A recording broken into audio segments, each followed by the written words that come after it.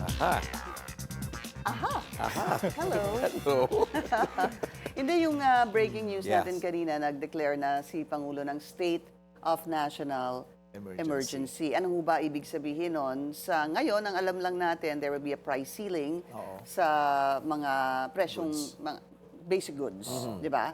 So, hindi pwedeng lumampas doon. Correct. Yung presyo para, it's still affordable for everyone. Well, it's about time, no, Willard, Pinky, and let's see how far this will take us.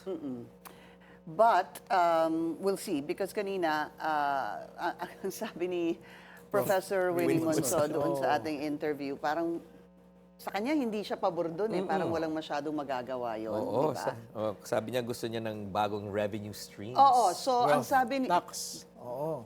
tax the rich. Tax the rich. Yung mga Top may 50. assets na 3 billion up, kailangan buwisan ng 3% yata yung sinasabi Sinabi ba niya no? 3%? Parang may... Basta pag tinax mo daw yung top 50 na yung over 3 billion yung kanilang worth, Assets, yun ang yes. itatax mo, it's gonna come out to 138 billion pesos. So, maganda ka na. Wow, ikaw maganda. Maganda na si Ferdy, matatax ka. So, Grabe. yun ang kanyang solusyon.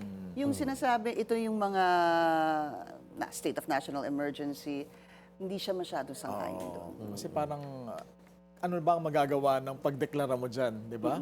Tsaka sustainable ba yung mga price ceiling? Yeah. Kasi magsasuffer din naman dyan yung mga nagpo-produce, yung mga manufacturer ng mga basic Sang-ayon ba goods siya na sa to. ayuda?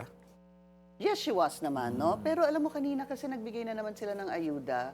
Niisip ko nga yun sa TNVS at sa mga bus operators. Sa isang bus ang binigay, kasi nandun si Pangulo, no? Parang 10,000 pesos. Pero, I mean, how far? Hanggang kailan lang yun maglalast? Sa Oo. TNVS, magkano? 5,000? 5,000, oo. How long will that actually Yes. last? I mean, I'm sure, di ba? Magpasalamat din naman tayo na meron. at meron, di ba? Pero ang sustainability nun at yung longevity nun, Sustainable ba? Oo. sustainable ba talaga yun o hindi? Yun ang tanong. Bukod sa wealth tax, pwede rin corruption tax kaya. Let's will. Yung mga ninakaw, di ba? Yung mga magnanakaw. Oo. Bilisan na yung mga kaso. Buwisin para yan, 100%. may restitution. 1,000%. Bawiin yung mga ninakaw nila. Oo. Yung ginawa nila. Tama yan. Trillion yun, trillion peso. Sigurado.